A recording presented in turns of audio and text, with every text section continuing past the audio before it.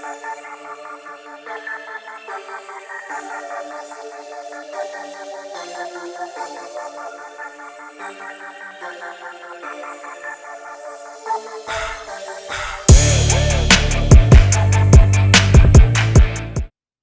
up, Panther Nation? Welcome to episode 104 of the Four Man Rush podcast. Today we're going to break down the upcoming Week 6 matchup, home game against the Minnesota Vikings. So we'll get right into it this week, said everything we need to say about yesterday's loss to the Eagles. So let's start looking forward and look at these Vikings. We'll start today with Smooth, whose pops has been a diehard Vikings fan for years. So this is a team he's been real familiar with, very familiar with their offensive line, what they've been doing this season, their strengths and weaknesses. So, Smooth, can you kind of give us a breakdown of what kind of team we're looking to face this week, the 2-3 Vikings? Well, offensively, facing a really good team, top to bottom. Most people know about their high-quality receivers and Adam Thielen and Justin Jefferson, and then pretty solid quarterback Kirk Cousins. We all know him, but I think the strength of this unit is really just the offensive line.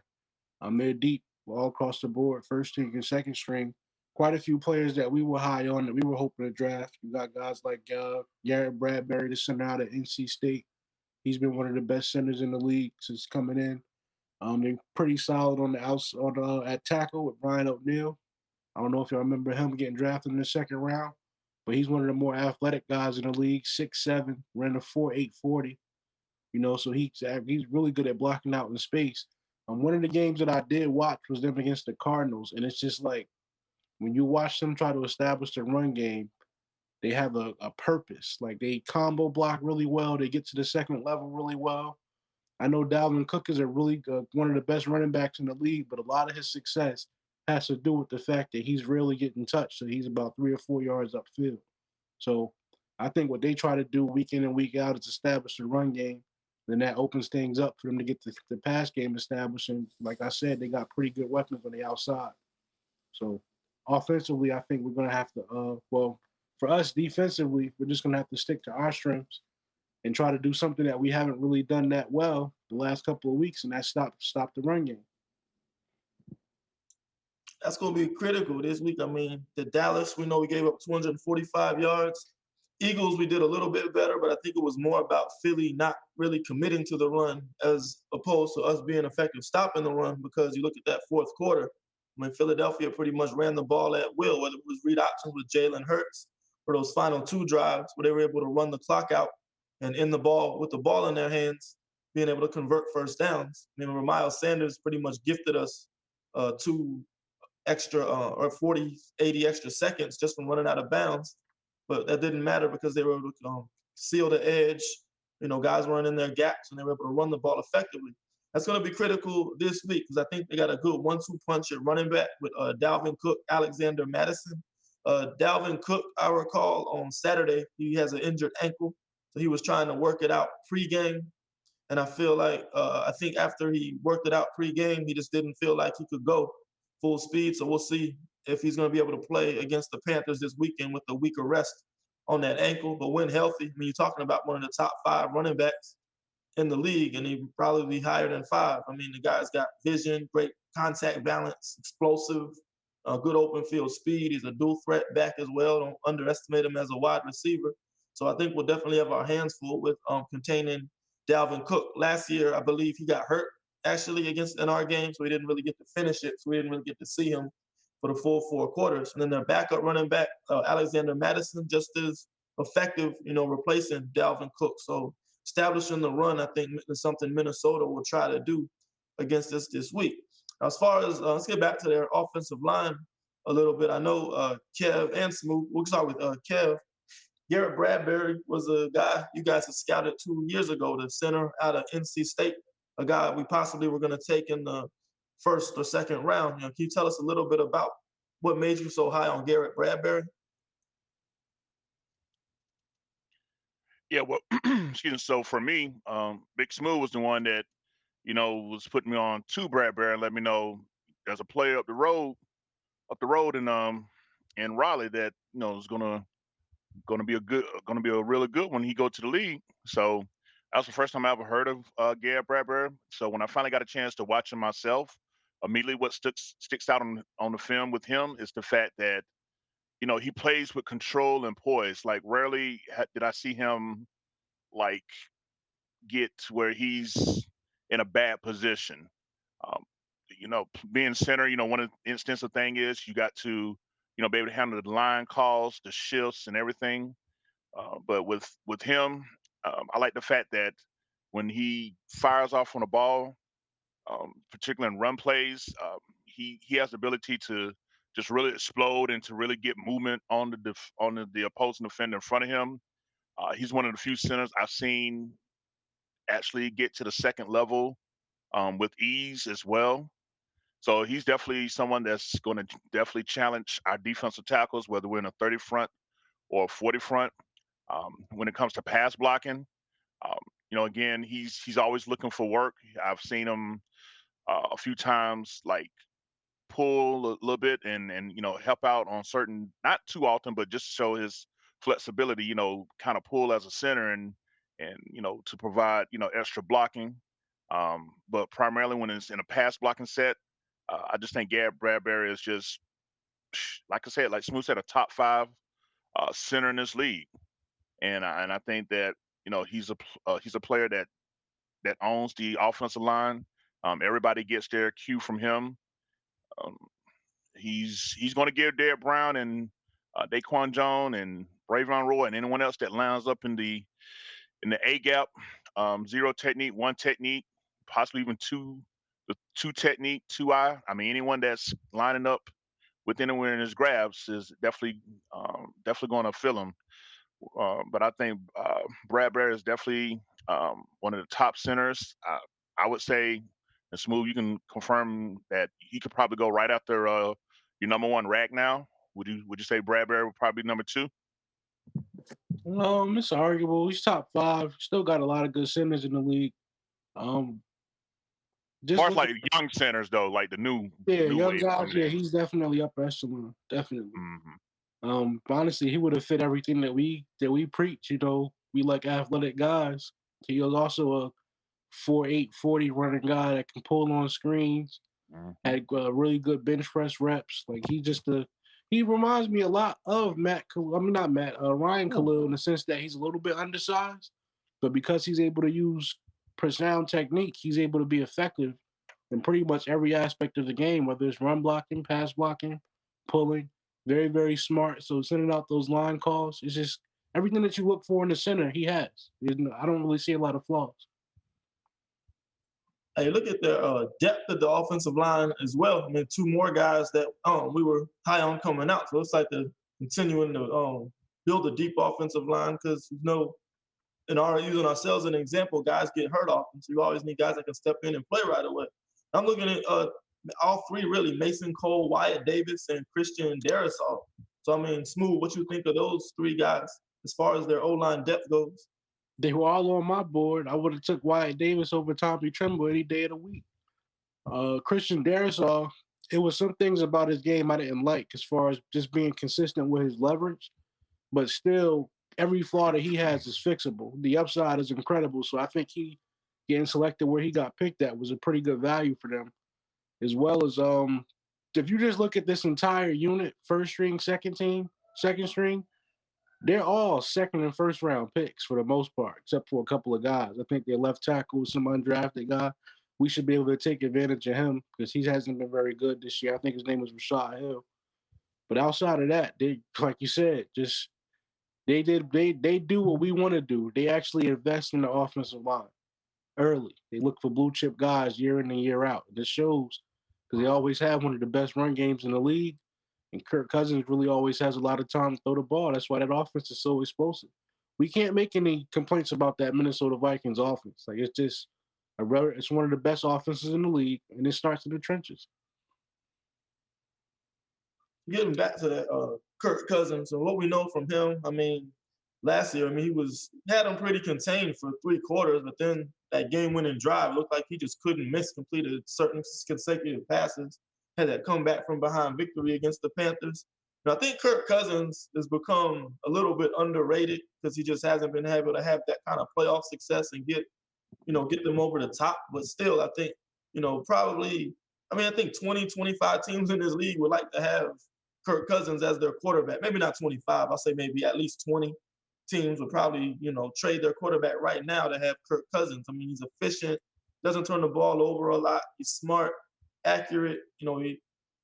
He's productive every year. You look at his numbers. I mean, year in and year out, he's one of the most consistent performers that they have. And I think what helps them out, as well as their offensive line, is the weapons that they surround them with. They made the Stephon Diggs trade, but then they replenished that wide receiver room with Justin Jefferson, one of the best young route runners in this league right now. I mean, one-on-one, he can run the route tree, gets a lot of separation, man coverage, he'll get away from you, zone coverage. He does a good job finding soft spots there.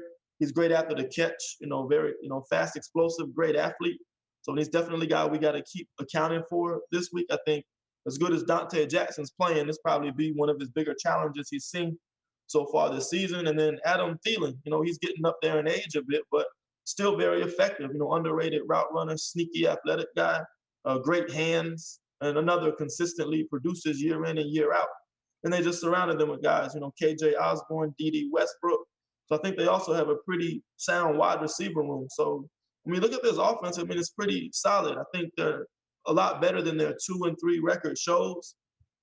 Still early in the season. I think this is definitely a team we can't really take for granted despite their losing record. So with all that said, what do you think the keys to victory for our defense is this week? And then we know Phil Snow kind of likes to play the soft boxes, play a lot of nickel package, and defend in the pass. You think this week we should be more of a focused on stopping the run and, forcing Kirk Cousins to throw the ball 30 to 40 times? What you think of that, Smooth? Definitely, because with all of those weapons, they got an old school coach, Mike Zimmer. I don't know if y'all remember, but he fired guys because he fired offensive coordinators for not running the ball. So they want to run the ball. That's always going to be number one on their priority list every single game. They're going to try to get the run game established, regardless of who's back there. So we got to make sure we make them one-dimensional and shut that down. That's the only way we really have a chance. Because if you close your eyes and you mess up a couple of times, they hanging 30, 40 points on your head easy. It's that type of offense. It's explosive in all levels. So passing, running, we got to shut down something. Got to make them one-dimensional. That's going to be the key to victory. Definitely. I think, we got those cornerback room full. We got Dante, A.J. Boye played well, C.J. Henderson starting to get more and more reps. This may be a week where we go single high safety, play a lot more man coverage, and put that extra guy in the box to try to stop the run. Because, once Dalvin Cook gets going, that's, I think, when their offense is at their best, when they can stay balanced, get the run game going, get the play action going, and they got good weapons on the outside that can generate those explosive plays downfield. So, Kev, what do you think about personnel packages this week? So we saw against Dallas, Phil Snow came out in a lot of 4-2-5 nickel looks. Wasn't really the best front to face against Dallas, playing that heavy 12 personnel. So we're kind of oversized and outmatched and out-schemed in defending the run against them.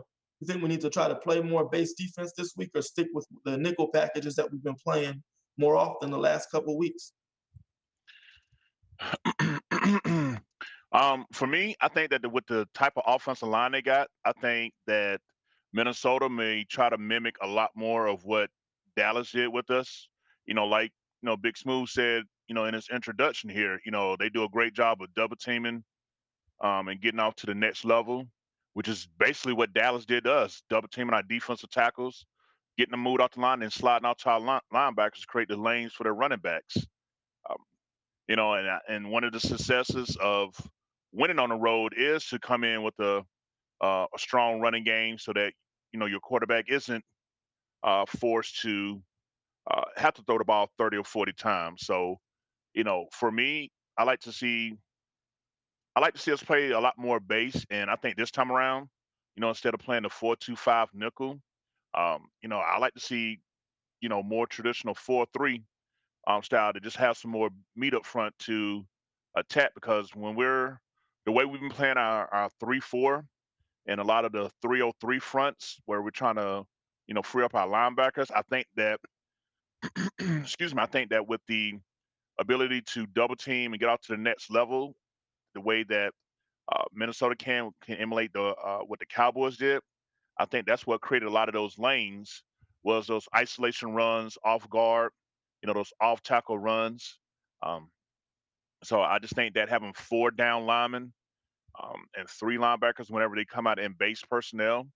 Now, how much base personnel they run, I'm not too sure because I see that, on the depth chart, they seem to be an 11 personnel team. But again, NFL is a copycat league. So I wouldn't be surprised to see them come out with 2 tight ends. I see they got a fullback here, CJ Ham.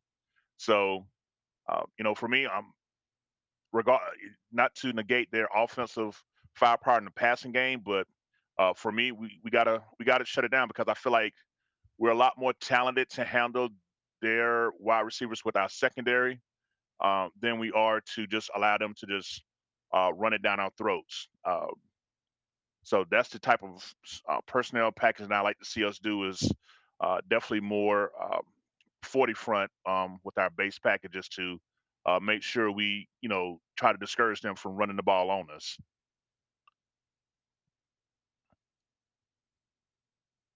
Yeah, and you're looking up this website, Sharp Football Stats, a very good website where you can get a lot of analytics on the types of personnel packages teams run. Vikings are in 11 personnel 50% of the time. They're in 12 personnel about 12% of the time. And they also use a lot of 21 personnel as well, probably more in the red zone. 22, you see a lot of, and you see a lot of empty as well. So they're very balanced offense. So they're going to throw a lot of things at us. So I think we're just going to have to be flexible. And I think the key, Phil Snow likes to make them adjust to what we do.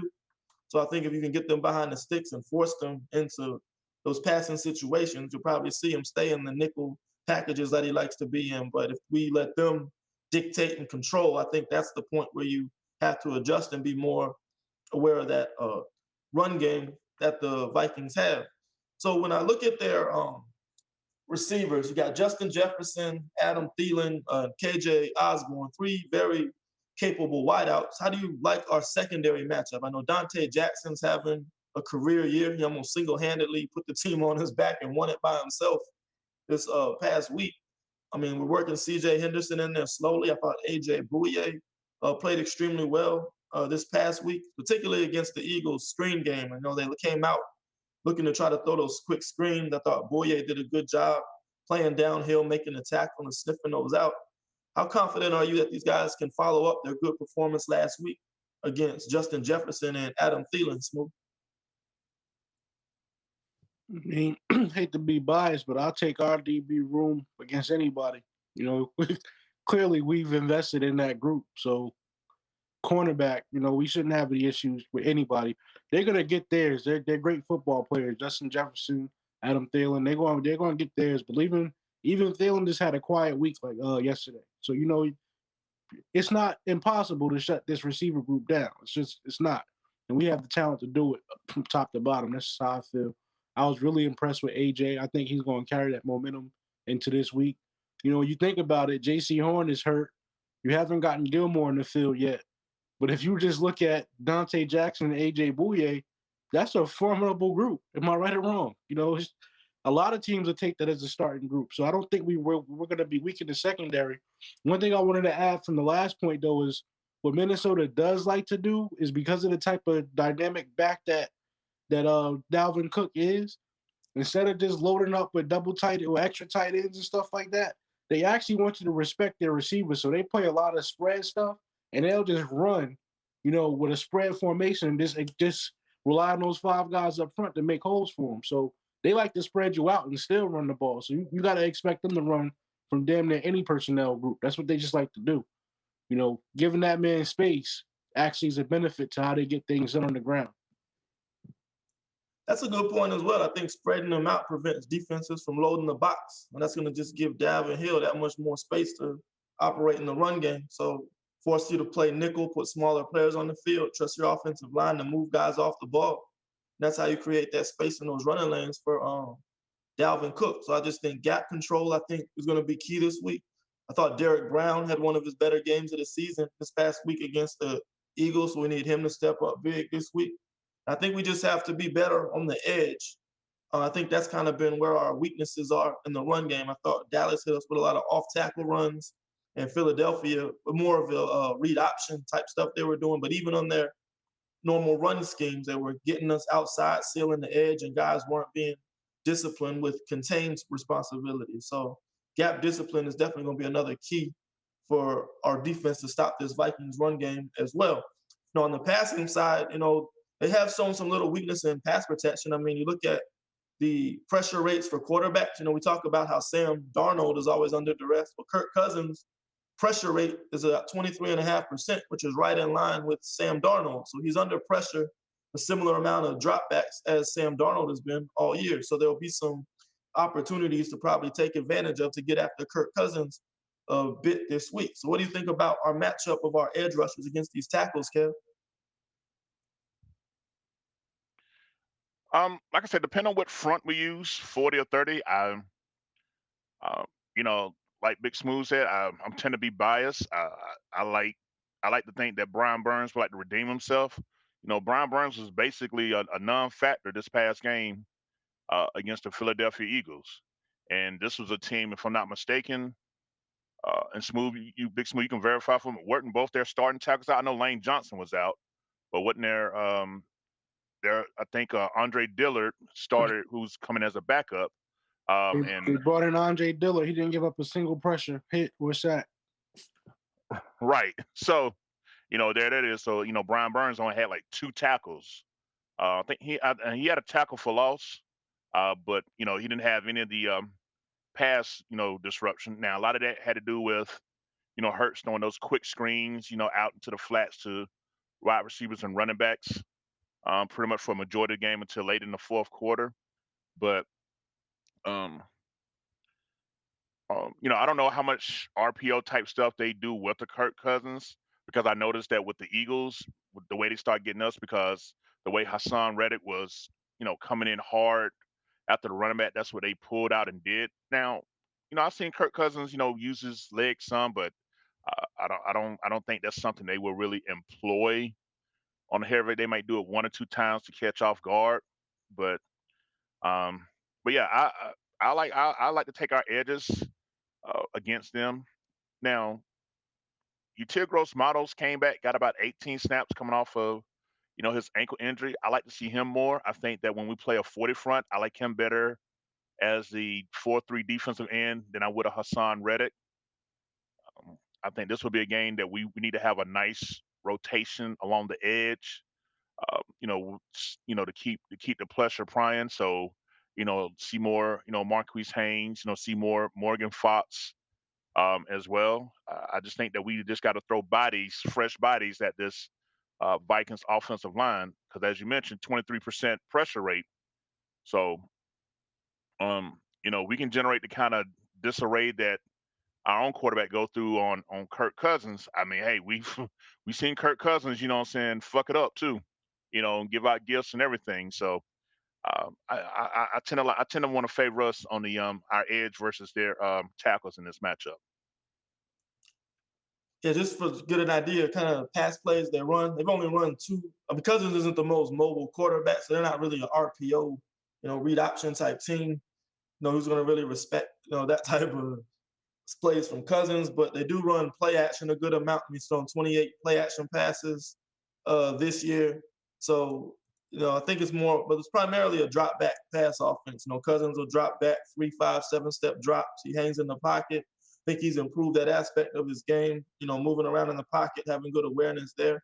He's going to get the ball out quick. And I think that's where that talented receiving group, Justin Jefferson, Adam Thielen, and KJ Osborne come into play. So getting after him, forcing the quick throws, and I think that's going to be the key to stopping him this week.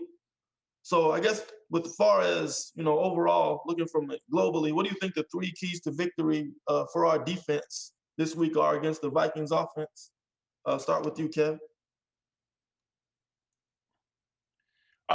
But the keys for me are pretty much similar to what it was this past week. Number one, maintain our gap integrity on run plays. Not getting stuck on blocks, not getting moved out of the way. As I stated, with Bradbury at center and with leading their offensive line, I really think that they can really emulate a lot of the same blocking schemes that gave us so much havoc and stress in Dallas. So we really got to be careful about that.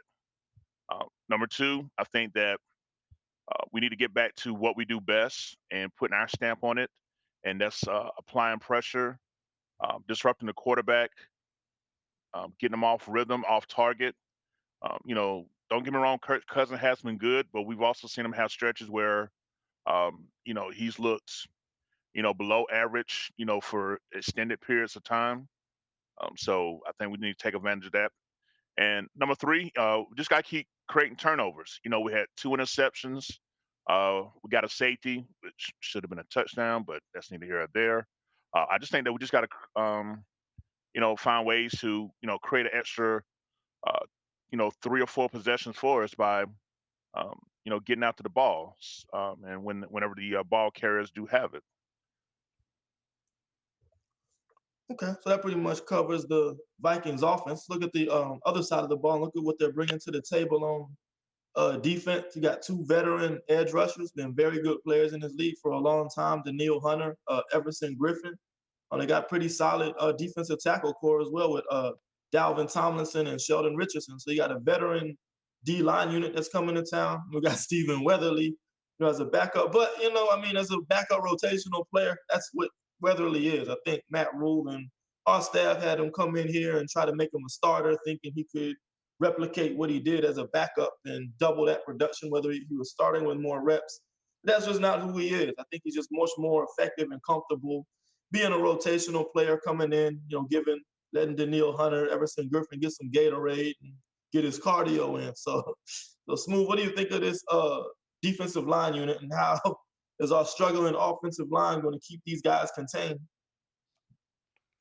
Well, on paper, it's a really respectable unit. You mentioned the guys' names, you mentioned their pedigree, but when I view this defense as a whole, it reminds me a lot of 2018, 2019 Panthers, where you got a lot of big name veterans, but I think that window of opportunity to win is past them.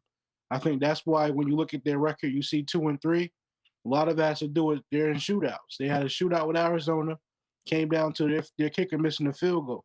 Their defense can't stop anybody. Not to say that we're going to come out and score 40, because we have our own issues on offense, particularly with the most important part, offensive line play.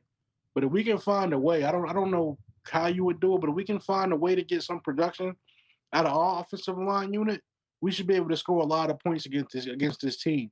And we got to start taking advantage of opportunities as well. A lot of times we have opportunities to go down the field and score, and we don't, turn the ball over, stuff like that, giving up sacks.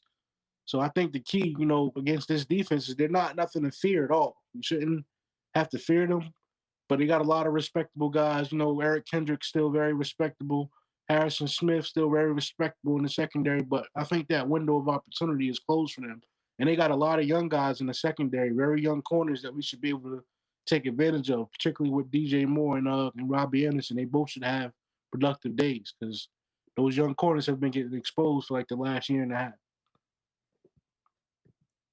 Hey, look at the defense overall stats. They're 19th in yards, but they're 9th in points. That's to Mike Zimmer defense. They bend a little bit. They want to buckle down in the red zone, but they haven't done that effectively this year. They're giving up touchdowns on 75% of red zone trips, which you don't really see from a Mike Zimmer defense. So, Kev, how do you like how our offensive line matches up against this veteran Vikings D line? I know we've kind of been playing musical chairs at tackle past couple of weeks. You got Brady Christensen, Taylor Moton going against savvy vets Daniil Hunter and Everson Griffin. Like Smooth said, it's not 2017. When these guys were just an unstoppable duo, but they're still a respectable force. How do you think our tackles will match up against these guys, however we roll them out? Well, personally, I hope we put Taylor Moton back at his spot. He looked real uncomfortable playing left tackle to me. Pretty much, the first half of the game. I'll be honest with you, fellas. I I was specifically just kept my eyes going back and forth between Christensen and Moulton just to see how they play. M- excuse me if I say it wrong, Big Smooth, but Moulton was showing a lot of right tackle tendencies at left tackle when I was watching him play, particularly when it came with his footwork, his movement. You could just tell that he's just so used to the right side. To me, he just looked really uncomfortable out there. So I hope that we move him back to right. But if they decide to trot this out again, um, despite what PFF gave them, I think they graded both Christian and Moulton really high. I don't know what Big Smooth and came out with his grades yet or not, but they made some plays. But overall, I saw giving up way too much ground too quick for my personal liking. Again, I just feel like if Christensen, if we're gonna play him, let him play his natural at left tackle. Let Moulton play his natural at right tackle. I mean, at this point, what else could hurt? How much more worse could we be at pass blocking than it is right now? If nothing else, at least give these guys a chance to feel comfortable and try to build up and slowly improve their abilities here. Um, but even though the Griffin and Hunter are quote long in the tooth, I think that they're still more than capable and talented enough to disrupt because I just haven't seen enough consistency from our tackles. I mean, even though Moulton's our quote leader and franchise lineman, I just haven't seen enough dominance for consistent long periods of time, pass blocking off the edge to really feel like that they're gonna, put up a standout performance. Now we look at our offensive line struggles the past couple of weeks. Teams are hitting us with these twist stunts, and it looks like, are we getting beat up front because of being out physical and just losing one-on-ones, or is it more due to miscommunications and not communicating on these twist stunts? What do you see in that, Smooth? Both. Both. We're not athletic enough and definitely not communicating well. Because reason I said it is I seen the twist stunt and Brady Christensen committed to his block and still got beat. So it's like it's not as bad as it was last year when Chris Reed could never pick up a stunt. I mean, guys are picking them up, but we don't have the. It's not too much good I can say about this unit, guys. I'm sorry for being pessimistic, but nobody's really impressing me. Honestly, the most consistent offensive lineman on our team right now to me is Matt Paradis, because Dennis Daly took a step back this week. So it's just every week somebody's, excuse my French, but somebody's fucking up every week. Every week is somebody different. We can't collectively, as a unit, go out and put a top-notch performance together. Why that is, I don't know. I think it's got something to do with the musical chairs. Just let guys play where they're comfortable at. You seen I posted on Twitter, Taylor Moton has played 98% of his career on the right side of the line, whether it was guard or tackle. I've never seen Brady Christensen play anything else besides left tackle. So you come out there on Sunday with them in opposite spots and expect to have success.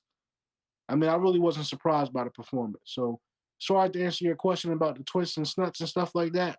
Communication is fine. I believe in Matt Paradis. I think he gives out the right calls. Guys just aren't executing. And you look at this Vikings front. I mean, Daniil Hunter through we played 5 games now. I mean, he has 6 sacks, 10 quarterback hits. Everson Griffin 4 sacks, 6 quarterback hits. They So get they're after getting to the passer as a unit. They got 17 sacks, 26 quarterback hits.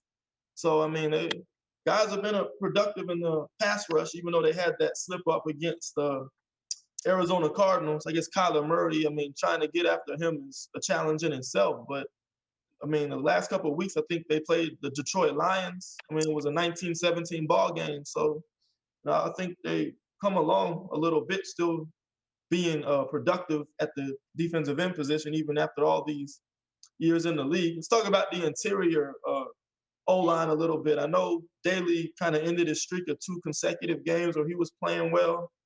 Paradis, I mean, he's been relatively consistent. I'll call him in the good enough category, but still possibly upgrade at that position down the road if we need to. And then John Miller, I don't know if it's the injury or what, but he's just been having probably the worst season I've seen since he's been in this league. What are your thoughts on the interior O-line so far, Kev? What are the problems you see there? Well, the problems I'm seeing is that we're just getting bullied up front. Um, uh, when you talking about John Miller, I mean, with him, he showed moments where he dominates, and then he showed moments where he gets dominated.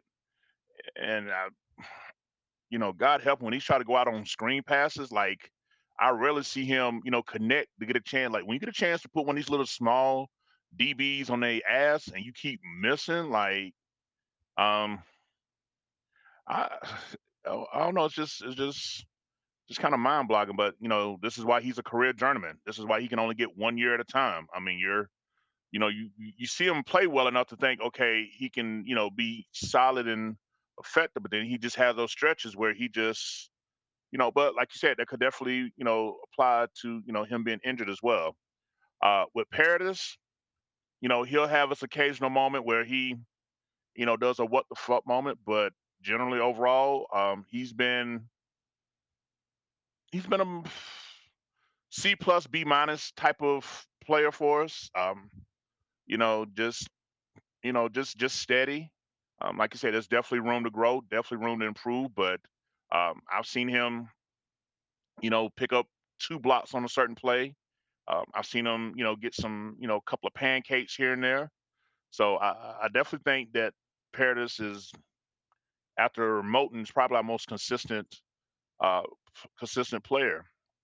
And then with the like I said, with Dennis Daly, I'm just for him to revert back after 2, like I said, solid games, like Big Smooth said, man, it's just like, it's every week is somebody else. So it makes me nervous. Damn, it's just gonna be a week where Paradis fuck up. Does Moten have another bad game like he did in Dallas? Um, I don't know, man. I just really hope that whatever we're doing in practice is just going to eventually translate over to the game, because I can't. They're not coaching what we're seeing on the field come Sundays. I think that we got too good of an offensive line coaches. So whatever it is, that when we finally get on the field and get with these players and realize what it is that it is, 'cause I think we practice against a damn good defensive front in practice during the week, going against a Derek Brown or Daquan Jones. So whatever the disconnect is, I'm just hoping that we eventually get it figured out.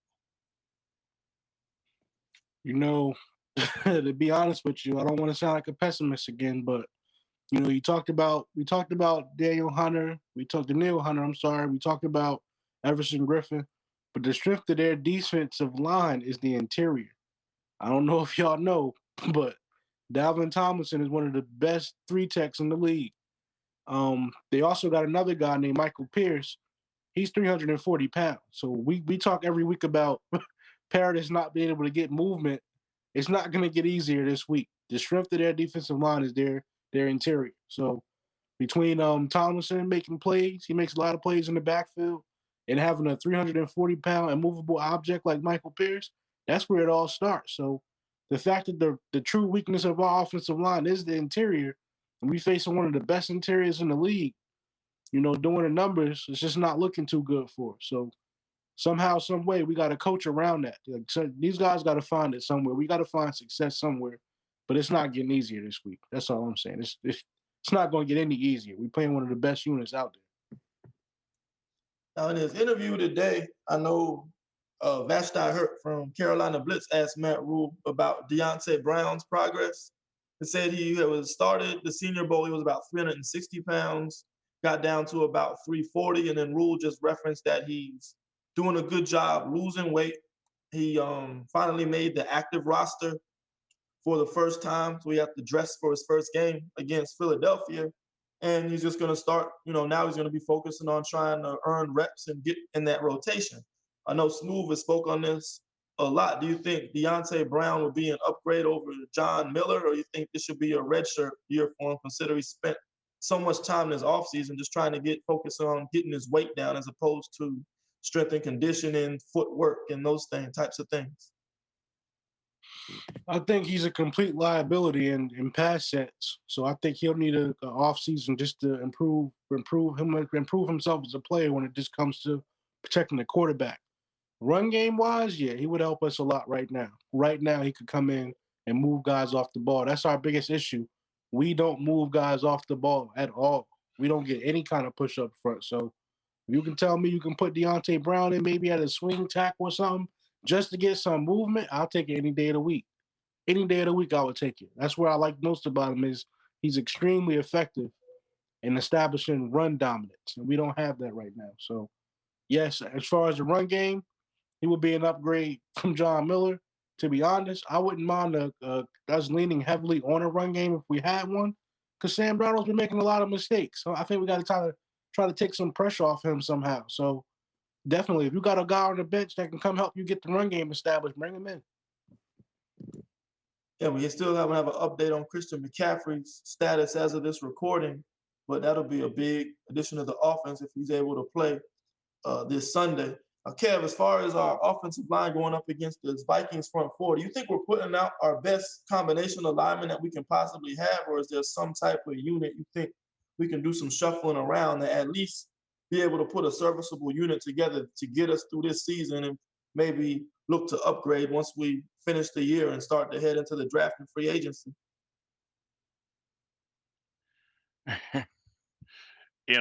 I mean, I hate to be so pessimistic. That's like asking me, what color of shit is the least one I want to hold?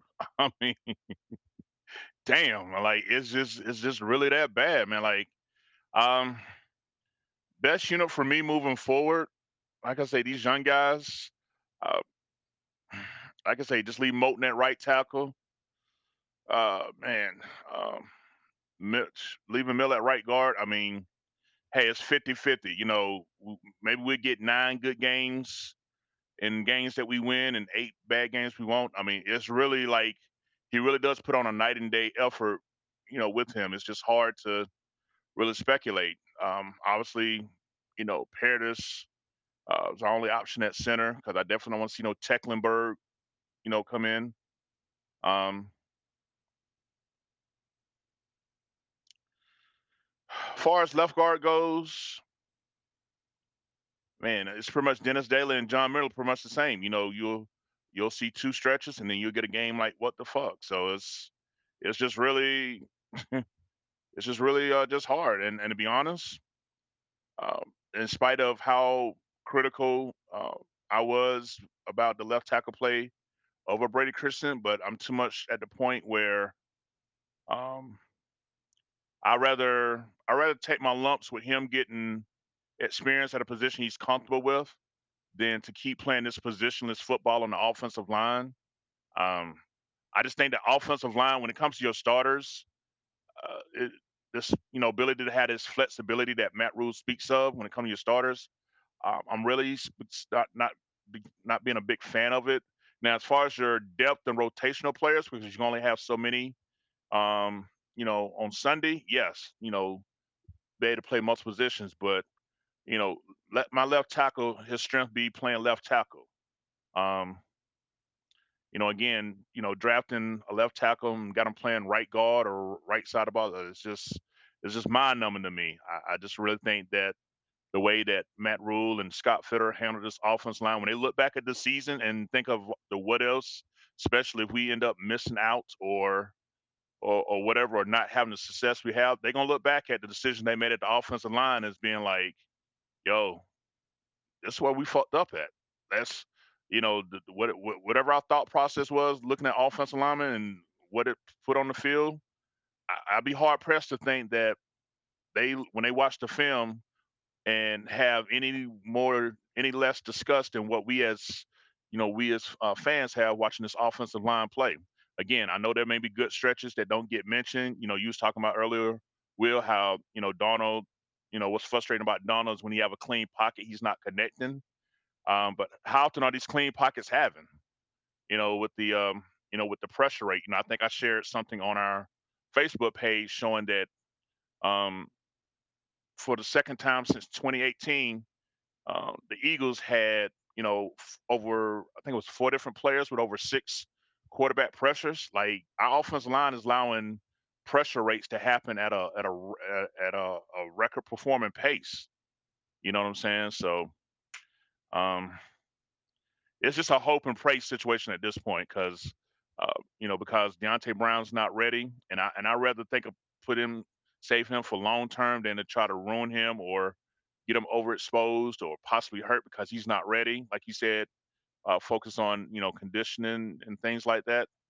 We just got to hope it eventually works out with what we got and try to scheme around the best we can. I would probably throw Trent Scott at guard over John Miller at this point. Since we just gonna put guys anywhere, put somebody out there that's nasty. You know what I'm saying? Trent Scott is an aggressive player. Put him at right guard at this point. Since we don't care about where guys play in particular, just we throwing guys out there. Just throw Trent Scott out there too. Let Brady take his lumps at left tackle. Throw Trent Scott at one of these guard positions. Let's see how that goes. We tried everything else, right? I know, Kev, you can pull this up. What I'm talking about, Duke Manyweather, one of the O-line expert. He runs O-line masterminds camp every year, which professional linemen come to network with each other, learn techniques, study different edge rushers, and try to advance the O-line position. One of his guys was Brady Christensen, and he tuned in to watch Brady's first start this week at right tackle and was watching Taylor Moton and was watching Christensen and made an observation. And you have his tweet pulled up by any chance? Just tell everybody what he said about the Panthers shuffling around offensive linemen. Because one of Duke's biggest criticisms has been that even professional coaches don't know how to coach offensive linemen, and they think that switching positions and shuffling the linemen around is just not in their best interest. Guys are used to a certain technique, playing a certain side. They spend all this time perfecting it, and then coaches just try to shuffle them like musical chairs, throw them out of position, and wonder why these guys struggle and never really fulfill their full potential. By any chance you have that tweet pulled up, Kev? I'm actually looking for it. I'm on his Twitter page right now. So while he's looking for that, Smoot, can you just explain to people why it's so hard for offensive linemen to change sides, shuffle positions, and never really find a home at any one spot? I mean, you see it all the time. I'll give you another example to look at. Take a look at the Giants' offensive line. Andrew Thomas. We were pretty high on Will Hernandez and Billy Price a few years ago. Mm-hmm. I always saw Will Hernandez play left guard. Senior Bowls, whatever. He was on the left side of the line. If you watch them try out on Sundays, guess where he's at? Right guard. So he's struggling. I was high on Andrew Thomas, and this speaks to what Duke is talking about. But when I watched Andrew Thomas at Georgia, he was one of the most pro-ready left tackles I've seen in a long time. Like everything about his game said I can play in the pros at a high level. Then his rookie year, you watch him come out, everything that he was good at, he stopped doing. And then as we researched and we dug a little bit deeper, we find out that the offensive line coach for the Giants was basically trying to unteach everything he had already learned from really good coaches like Coach Alexander and stuff like that. So, yeah, a lot of these coaches can't coach. No disrespect to our staff, but when I'm seeing these guys try out there every Sunday, it's just things I don't see from them that I need to see, and we don't have it. So, I don't think we're being coached right. For two, when it comes to, playing offensive line is like muscle memory. So I think Kev brought it up early. He said that Moton's feet look bad playing at left tackle. The reason why that is because you have an angle to take in the pass rep, and you have to get to a certain spot, and you want to get to that spot in the most efficient way you can by taking the right steps and stuff like that. You can't turn around, look at the ground, and look at your spot and say, let me walk over here. It doesn't work like that. You have to feel it. You have to memorize it and take those steps, and that's how it works. It's very hard to do that from both sides of the line. It's not impossible, but Moton practices at right tackle every week. So to move from the left tackle, he's not going to master getting to that spot in the game. Like, this is something that he has to repeat over and over and over again, usually for a whole offseason. It takes a long time to get comfortable in those type of positions. And while you shuffling guys around, You got a rookie named Brady Christensen that can't get comfortable anywhere. We watched him in the preseason. Didn't we see him play left guard and right guard? He We played watched, 3 positions, both guards and right tackle. and then all he ever played was left tackle at BYU, nothing else. So you got him trying to master the steps and memorize the steps for 3 different positions. I'm not surprised that he looked bad as well. It is what it is.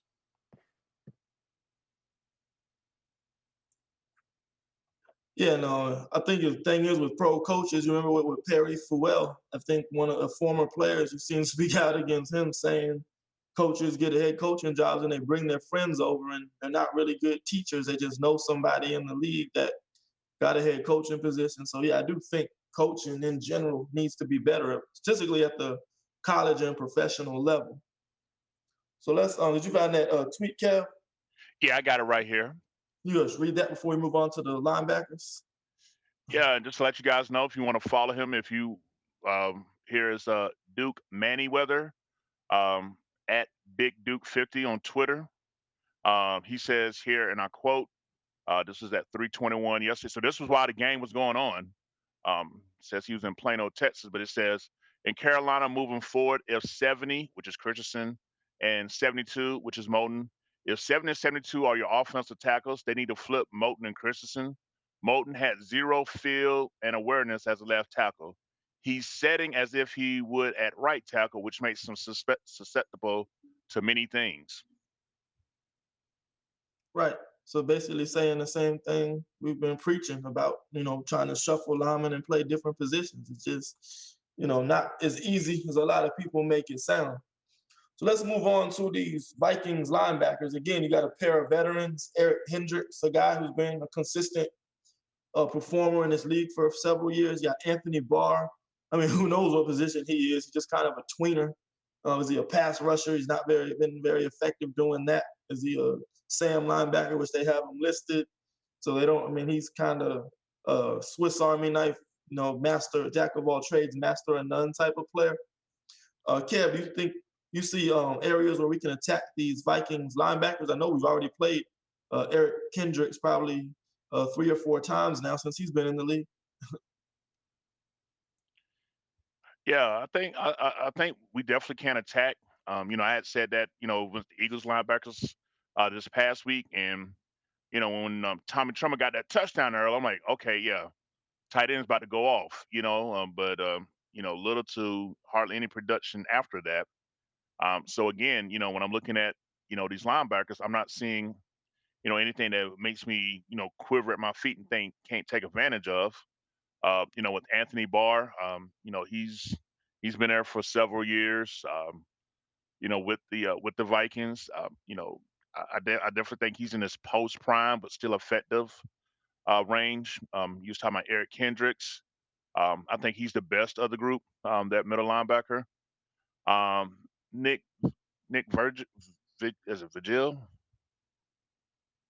Nick Yeah, Vigil. Vigil, yeah. Honestly, not too familiar with him. I'm definitely familiar with his backup. Somebody that we had looked at throughout the draft. Chaz Surratt, linebacker out of UNC.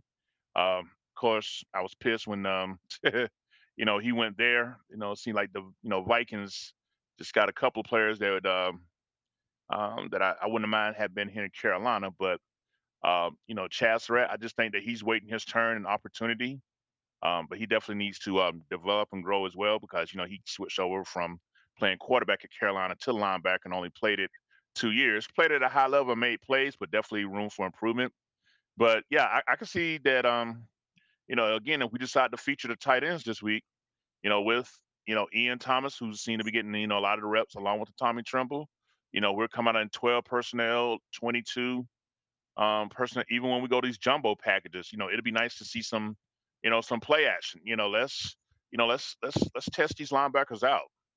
I just feel like we don't attack linebackers enough, particularly with that particular position group. So, and then like I said, if McCaffrey comes back, I can't see either one of them, being able to check him out the backfield. So, yeah, I definitely think it's opportunities to again attack a position group that's respectable, but definitely beatable. Yeah, definitely a respectable group. I mean, Eric Kendricks, I mean, has what 5 consecutive 100 tackle seasons. He was a first team All Pro in 2019. He's improved his coverage a lot. I mean, passer rating when targeted is under 80 for like the last 2-3 years. So he had 3 interceptions last year as well. So I mean, it's definitely one of the more better performing coverage linebackers over the past couple seasons as well. So mean, it'll be a good challenge, but maybe, I think covering Christian McCaffrey is a big ask for any linebacker. Let's just be honest there. Now let's just look at this Viking secondary. We know Mike Zimmer is always big on DBs. When you got the Patrick Peterson, maybe future Hall of Famer right there at one cornerback position. You got Bashard Breeland, just a solid vet pro at the other position. So I think right there you got two big physical cornerbacks. They play solid in the run game. Patrick Peterson can shadow your opponent's best receiver.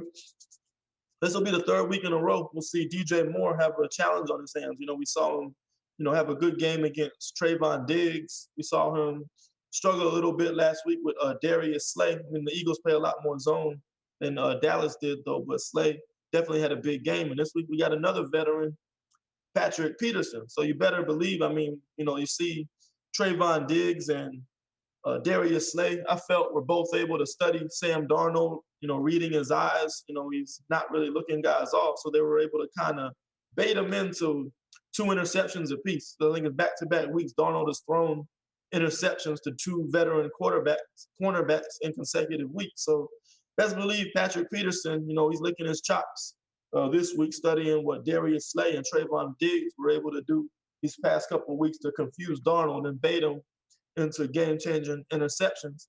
Then you look at their safeties. I mean, Harrison Smith, he's been one of the top safeties, most consistent players, in this league for several years as well. I think, in 20s, I don't know if he made first team or a pro or not, but I definitely think he made a couple of Pro Bowls. He's a versatile safety, can play in the box. He's got good range as a free safety, very physical player, solid tackler. So I think he's the guy that's going to have to be accounted for in both the run and the pass game. So overall, the Vikings defense got off to a slow start this year, but I think they have played some explosive offenses like the Arizona Cardinals. But I think it'll be a good challenge for our offense this week. So we'll see how they're able to come out. So let's just kind of look at it from the global point of view. What do you think the 3 keys to victory for our offense this week to attack these Vikings defenses, Kev?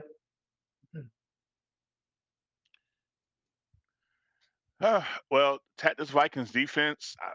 I definitely feel like the advantage is our wide receivers versus their corners. But here's the tricky part about it. If you guys saw it, but it was said that by Eagles cornerbacks that Robbie Anderson was pretty much lined up in the same formation, so they're pretty much sitting on plays. And it was later found out that in the interview with Rule why Robbie was mad and he was upset on the sideline, which a lot of us seen him really frustrated, was the fact that we're not running double moves because they're sitting on routes. Well, when your offense, it just ties into what we're saying. When your offensive line can only offer 2 seconds worth of decent protection on pass sets, what kind of double moves can be made to take advantage of it? Uh, so again, it all ties together. We can just get, a second more block in to allow things to happen. I think that big plays can be made. Again, there's nobody in the Vikings back seven that, puts fear in my heart as not being able to challenge. Second part is, uh, we gotta get back to this run game. Whether we do it with zone, which is what the principles of this, Joe Brady, offensive philosophy has been is zone blocking. Obviously since we're not, power uh, man gap blocking guys, let's try to do what our players are quote is supposed to be best at. Um, will it be easy? No, but I definitely think we just can't sit back and just expect Darnold to keep throwing over 30 times a game because, as you see, what's he susceptible to? And number three, no more turnovers. Um, just point blank. We got to stop losing the turnover battle here. Okay, well, there you have it. I mean, I think definitely want to get the run game going, whether it's Christian McCaffrey or Chuba Hubbard. That's one thing I liked about the Eagles game, giving Chuba those 24 carries. He was able to have his first 100-yard game as a pro. So I just definitely might want to do, because I just don't think we're a team. If we have to rely on Sam Darnold to win games with us with his arm, I think we're going to see results like we did the last 2 weeks, where he just reverts back to his old habits and we end up, beating ourselves with turnovers and interceptions. So, Smooth, you're back now. Do you have any other comments about the Viking secondary before we move on? I do. Like I said earlier in the when we started, on paper the team looks like a really good defense, but there's a lot of room for opportunities for us to take advantage of. I just think that their window is closed. I've been watching Patrick Peterson and Rashard Breeland take a lot of chances what they're going to try to do against us, but they've been getting beat. And you don't really hear about that, but you're starting to hear it now. Patrick Peterson is not the guy he used to be. Breeland has been getting exposed as well. I think again it's going to come down to us giving our quarterback enough time to make those throws and get Robbie Anderson going.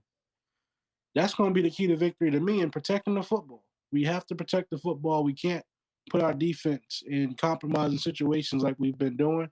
We can't have situations where Dante Jackson goes and gets you the football twice and you do nothing with it. Like, we got to take advantage of opportunities. That's going to be the second key. And the third key is just to get back winning. You don't want to get stuck in this rut where you just losing. That's how you get losing streaks started. We got to find a way to win the football game. It's going to be a close football game. And like I said, you got to take advantage of those opportunities. You can't keep missing opportunities. I don't want to sound like Ron Rivera, but to me, that was really the problem for us this past game. We didn't take advantage of our opportunities.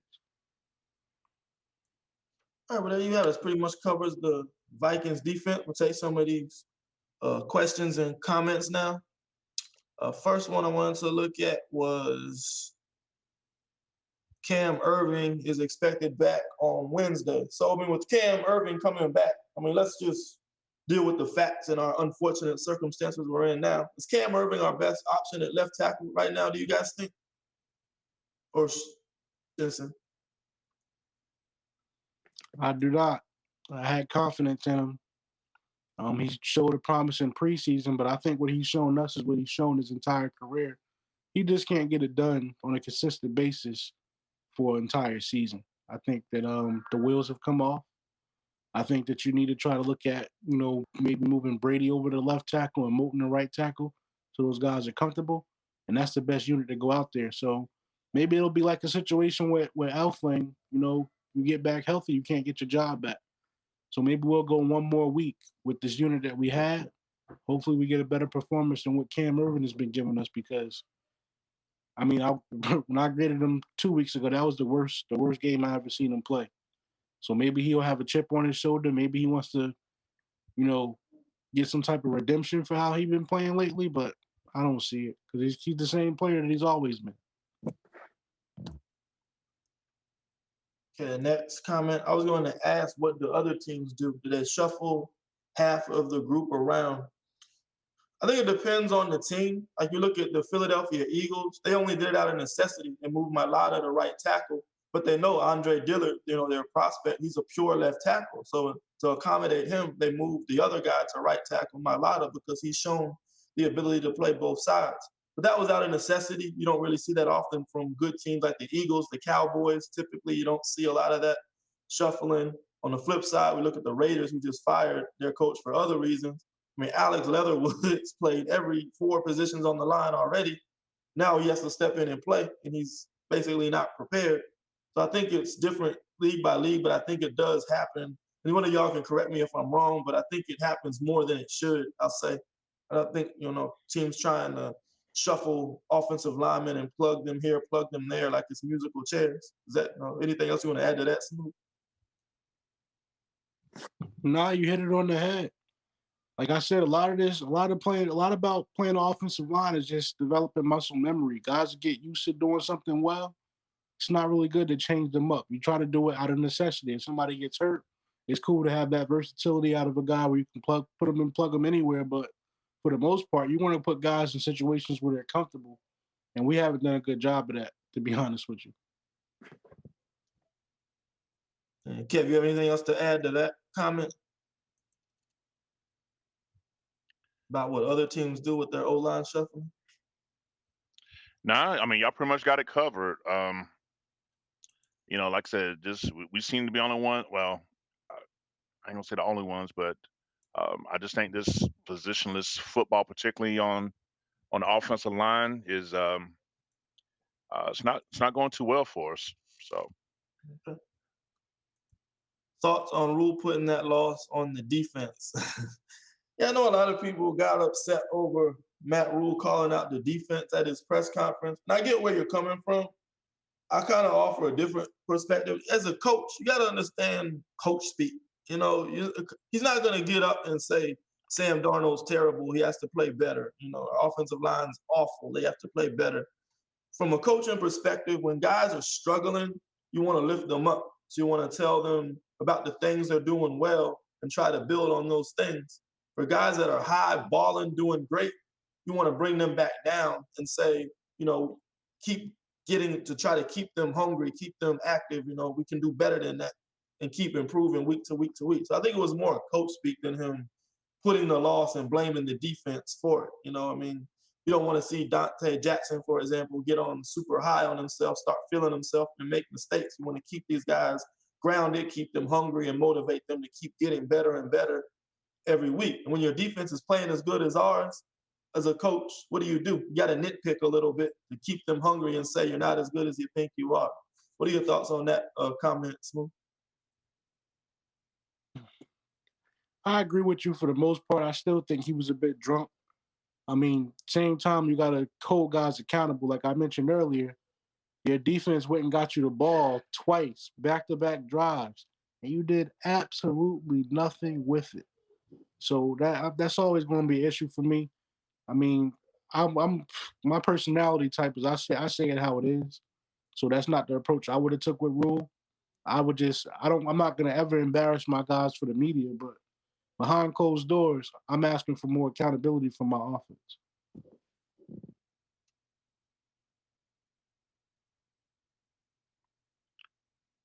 In all seriousness, what's wrong with our special teams and blocking? We get a field goal block last week and a punt block this week that had us killed. Honestly, I think the punt block was just a good scheme they had, and we just kind of lost a free rusher.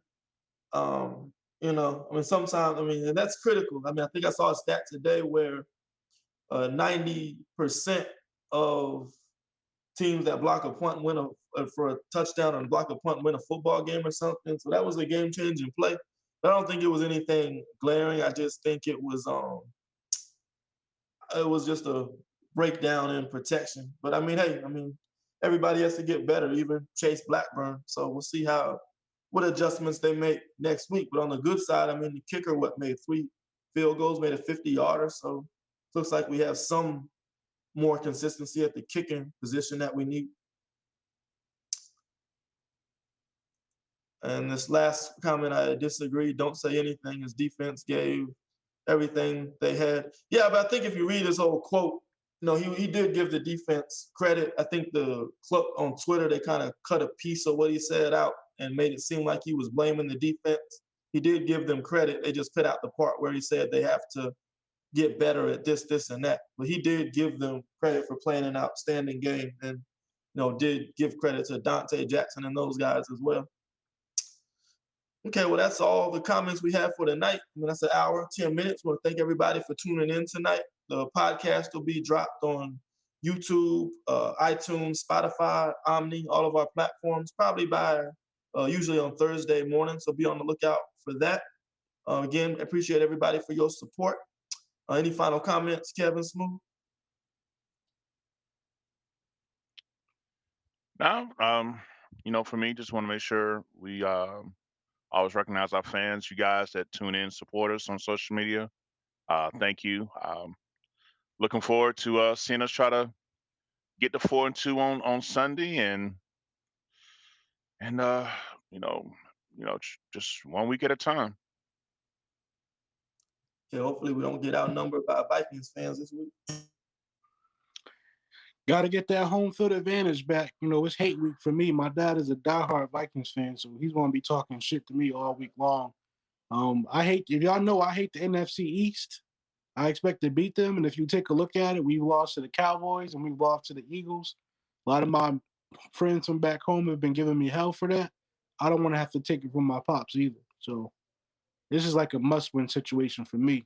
Other than that, man, just keep pounding. There you go. And it's a 1 p.m. kickoff, Kev? Yep, 1 p.m. kickoff. I mean, unless we get Fletch for some reason, if I'm not mistaken, most of our games are going to be 1 o'clock for the rest of the season. All right. Well, again, thank you everybody for tuning in tonight. Be on the lookout for when the podcast version drops on Thursday.